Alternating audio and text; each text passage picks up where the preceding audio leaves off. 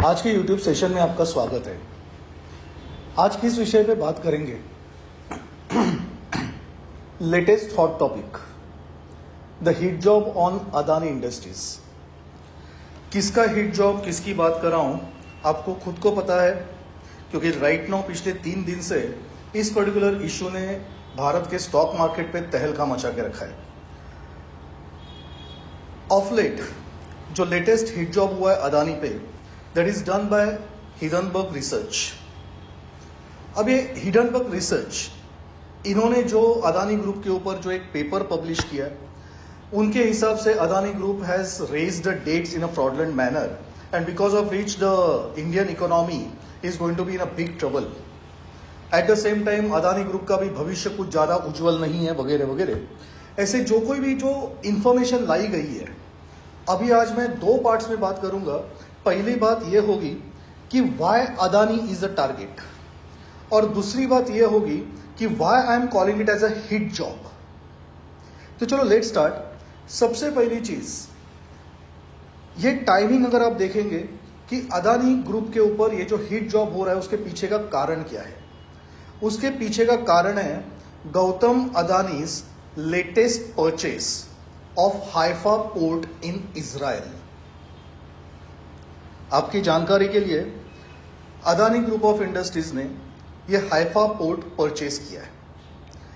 इस पोर्ट में mainly interest था चाइना का, बिकॉज हाइफा पोर्ट में जो कंटेनर यार्ड है वो ऑलरेडी चाइना के कंट्रोल में है।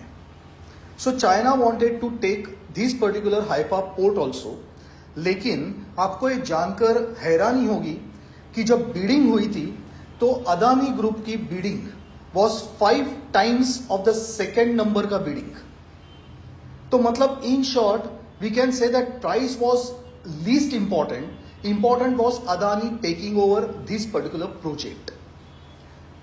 अब मैं ये बात क्यों कर रहा हूं? पहले जमाने में जो वॉर होते थे, वो वॉर होते थे आर्म्स एंड एम्यूनिशन पे। आज के जमाने में वॉर सबसे पहले लड़े जाते ऑन इकोनॉमिक फ्रंट, और किसी भी देश को जितना अपना डिफेंस स्ट्रांग करना होता है, उतनी ही उसे अपनी इकोनॉमी भी स्ट्रांग करनी होती है। और उस हिसाब से अगर आप देखेंगे तो पीएम मोदी जी के इकोनॉमी फ्रंट पे 2 सिपा सालार है, जिन्हें आप सेनापति बोल सकते हो, आप उन्हें राइट हैंड लेफ्ट हैंड बोल सकते हो।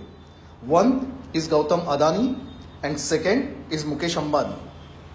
तो गौतम अदानी जी को यूज करके PM Modi ji geopolitical front पे, स्टेज पे किस तरह से भारत को आगे लेके जा रहे हैं, किस तरह से डोमिनेंट पोजीशन में लेके आ रहे हैं। अब ये जो हाइफा पोर्ट की जो हम बात कर रहे हैं, उसी पोर्ट की अगर आप बात करेंगे तो आप समझ लीजिए कि ये हाइफा पोर्ट ये डायरेक्ट एंट्री पॉइंट है टू यूरोप। अगर आपने मेरे पहले के वीडियो देखे रहेंगे तो एक वीडियो में मैंने ये भी एक्सप्लेन किया हुआ है कि चाइना के OBOR और BRI, ये जो 2 एम्बिशियस प्रोजेक्ट्स हैं जो पिछले 30 साल से चल रहे हैं, लेकिन अभी तक वो बीच में अटके पड़े हुए। टोटल इन्वेस्टमेंट चाइना की उसमें अभी तक है $13 बिलियन।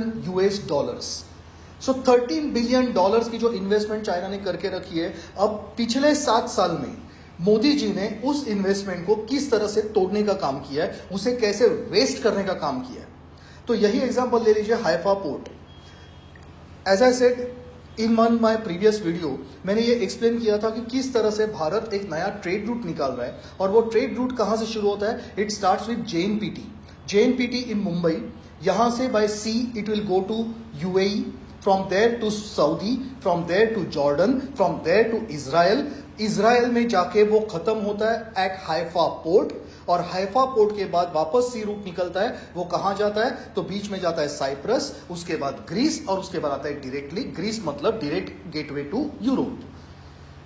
अब वो तो पोर्ट, वो जो पर्टिकुलर रोड है, वो रोड बनाने का काम तो चल रहा ही है, लेकिन एट द सेम टाइम जो एग्जिस्टिंग हाइफा पोर्ट है, उसका कंट्रोल अभी राइट नाउ गौतम अदानी ने पूरा का पूरा परचेस किया हुआ है at an exorbitant price, as I said 5 times the second Beed.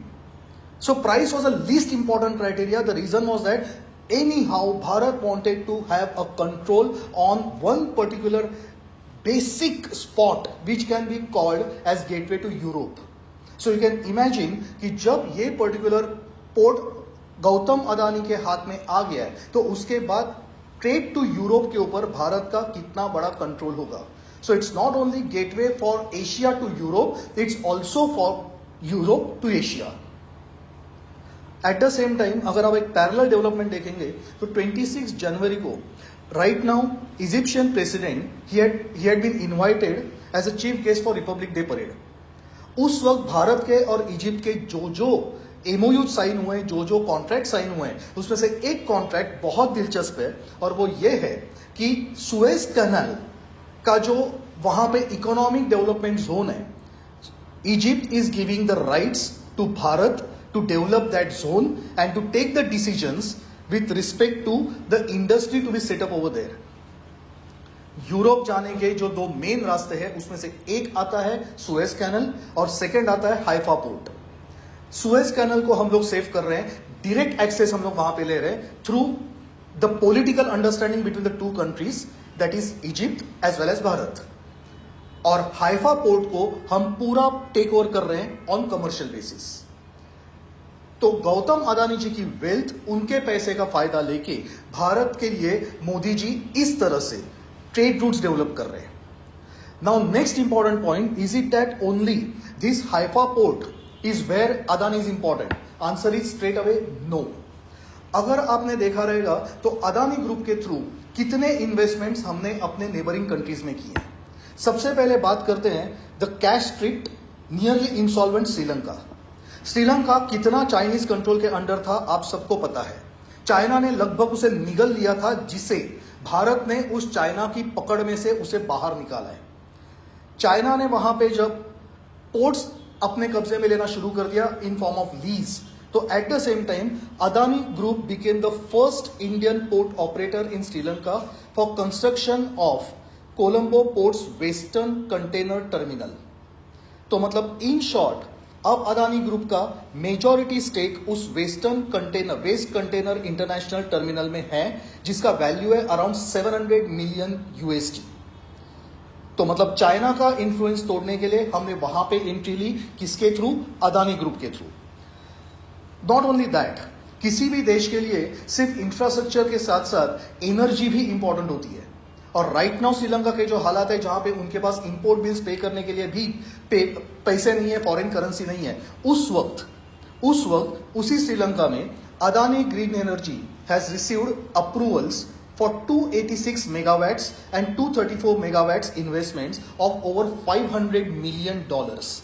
That means ना ही सिर्फ इंफ्रास्ट्रक्चर बल्कि वहां का जो एनर्जी सेक्टर होगा उसमें भी Bharat is going to be a big player through Adani group. Now is that enough? No. और एक कॉन्टिनेंट है जिसपे चाइना बहुत पहले एंट्री ले चुकी थी और भारत हमारे यूपीए सरकार के बदौलत, उनके शॉर्ट साइटेडनेस की बदौलत, जहां पे हमने कभी कॉन्सेंट्रेट ही नहीं किया था, आज उस अफ्रीका पे, मैंने पहले के वीडियो में भी ये बोला था, आज उस अफ्रीका पे रशिया और भारत दोनों नजर गाड़ के बैठे हैं और कोशिश कर रहे हैं वहां पे एंट्री लेने की, जैसे कि जिसकी वजह से चाइना का इंपॉर्टेंस वहां से कम हो। And in that direction also again Adani group is being used by PM Modi. Adani group is on the verge of investing in Moroccan clean energy project। Morocco का जो क्लीन एनर्जी प्रोजेक्ट है, वहां पे इलेक्ट्रिसिटी प्रोड्यूस करके plan है वहां से export करना है यूरोप। तो मतलब in short from Africa to Europe with control in hands of Bharat through Adani group. Is that all? Answer is again no. Now Adani port, as per an MOU signed with Tanzania, Adani Group is going to invest around 19,000 crores, in 4 overseas projects in Tanzania. Along with Tanzania, it includes Kosovo, South Africa as well as Nigeria. These particular projects are electricity projects, जहां पे बात हो रही है of a production of 3,792 megawatts electricity. Other than that, we are making big investments in Tanzania, as I said, through Adani Group.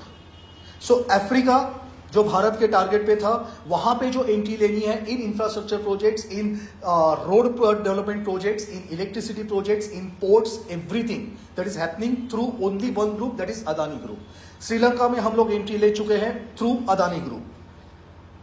आज हमने Israel का Haifa port take over किया through Adani group. So now you can imagine to whom is this Adani group hurting the most. It is hurting only and only one country, and that is China. And through China, it is hurting the big investors in US. क्योंकि ये किसी से छुपी हुई बात नहीं है कि यूएस का चाइना को टैसिट सपोर्ट ये हमेशा से रहा है। यूएस किसी का नहीं है, ये आप भी जानते हो, मैं भी जानता हूं। जो उन्हें पेमेंट करेगा, जो उन्हें पैसा देता रहेगा, they will support that particular party, that particular country. और कितनी बार यह साबित हो चुका है, कितनी बार मैं भी ये बोल चुका हूं कि किस तरह से जो बाइडेन और उसका बेटा हंटर बाइडेन के पर्सनल इन्वेस्टमेंट चाइनीज कंपनीज में है। So now this particular investment for these politicians as well as the Chinese investment of $13 billion in that BRI and OBOR is at stake only because of Bharat, and that is through Adani Group. तो अगर Adani group को target किया जाता है तो उसमें कौन सी नई बात है या कौन सी सरप्राइजिंग बात है? They are being targeted, it is a hit job. So I think कि अभी तक जो मैंने आपको कारण बताए वो कारण इसलिए थे कि अदानी के ऊपर हिट जॉब क्यों।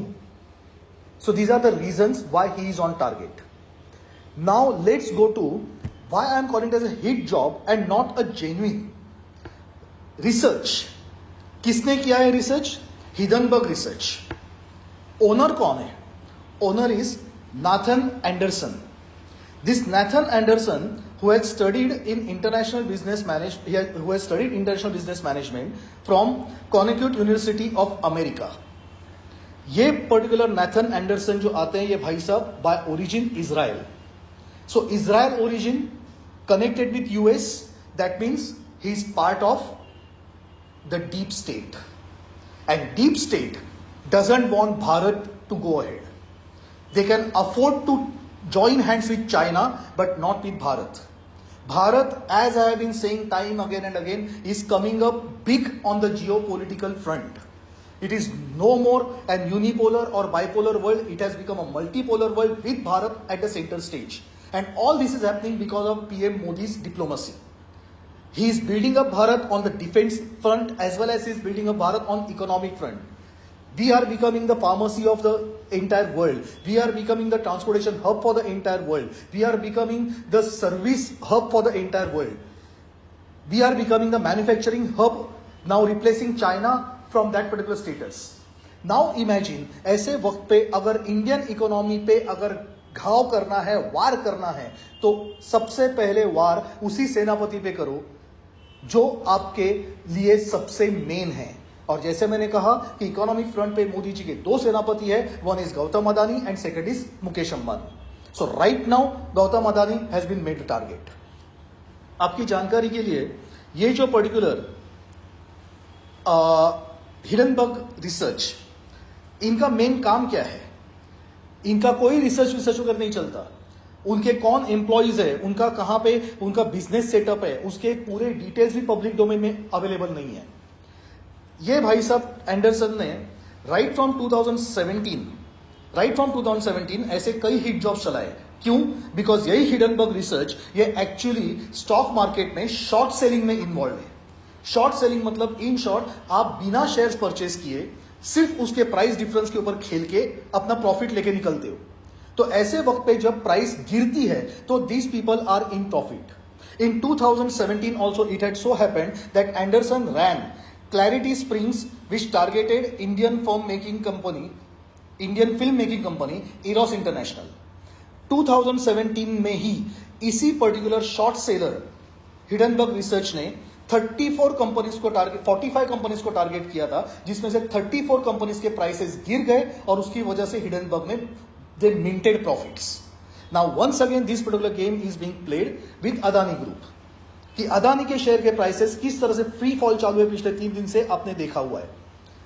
नाउ अगर यही सेंटिमेंट्स कायम रहेंगे तो भारत फिर एक बार उसी 91 टू 95 के एरिया में चला जाएगा, उस एरा में चला जाएगा जब हर्षद मेहता ने स्टॉक मार्केट को ऊपर लाया था और उनके खिलाफ यही फॉरेन पावर्स ने पूरा का पूरा एक मैनिपुलेटेड ऑपरेशन चलाया था, जिसके लिए अपने Indian prestitutes like Sucheta Dalal also were involve. और किस तरह से स्टॉक मार्केट तभी गिराया गया। It wasn't Harshad Mehta was only a reason, the target was Indian stock market because India was becoming a major hub for foreign investments because of the change in new policies, और जो ये देश नहीं चाहते थे।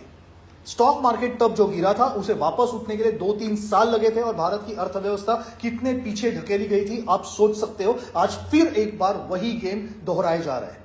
And that is why you need to have trust in our own companies, you need to have trust in our own agencies and in our own government.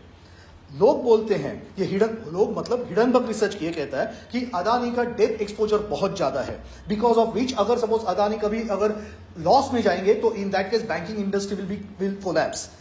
Late me tell you one thing, Adani के debt में public sector banks का proportion है 0.7%। I am talking about 2023 debts. The latest debts जो दिए हैं उसमें पब्लिक sector banks का एक्सपोजर है ओनली 0.7% एंड प्राइवेट बैंक्स का है 0.3%।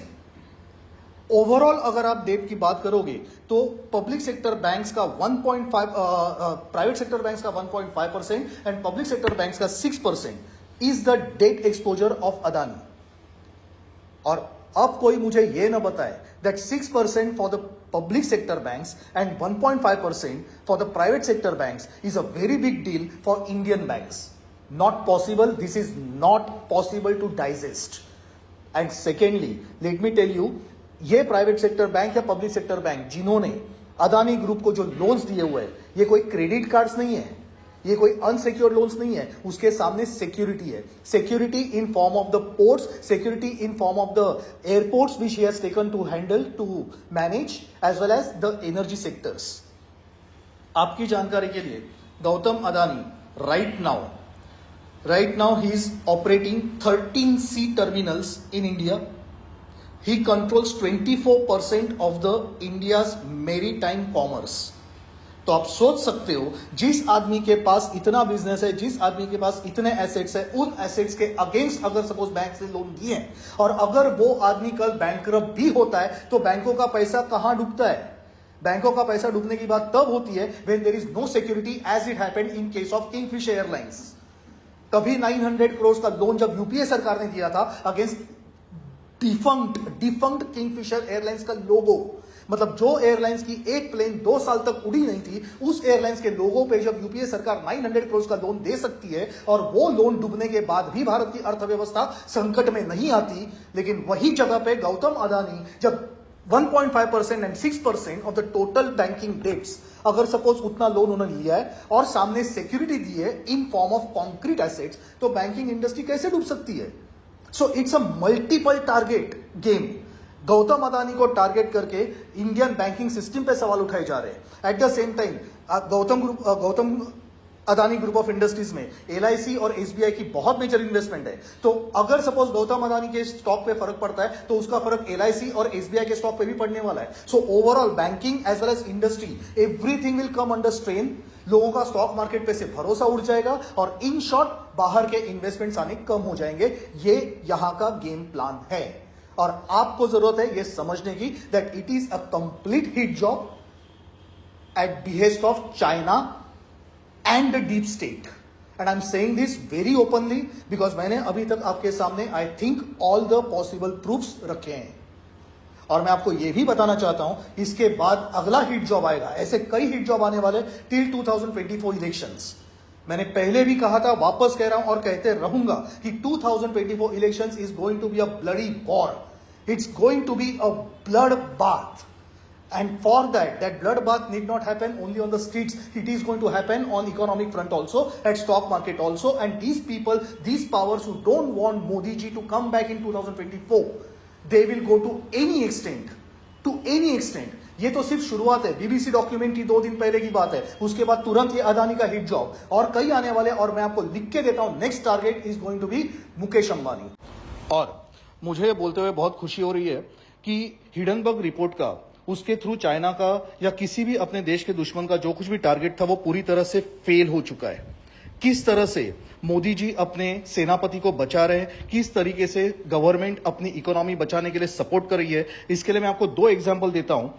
ये हिट जॉब होने के बाद तुरंत उसके बाद कल ही ये अनाउंस किया गया that UAE based IHC company is going to invest $400 million in Adani's FPO। जिस FPO को फेल करने के लिए ये साजिश हो रही थी, उस पर्टिकुलर FPO में डायरेक्टली $400 मिलियन की इन्वेस्टमेंट सिर्फ एक कंपनी से आ रही है, that is IHC limited from UAE। और आपकी जानकारी के लिए that is total 16% of the total FPO size. इतना ही नहीं, आप जरा सोचिए, कल के ही दिन PM Netanyahu, Israeli prime minister Netanyahu has declared that Adani Group taking over Haifa port is a big thing of honor for Israel, and for that a ceremony is being organized which will be attended by PM Netanyahu and Gautam Adani by both personally। आप सोच सकते हो कि मतलब in short on the global world platform कौन सा message देने की कोशिश की जा रही है।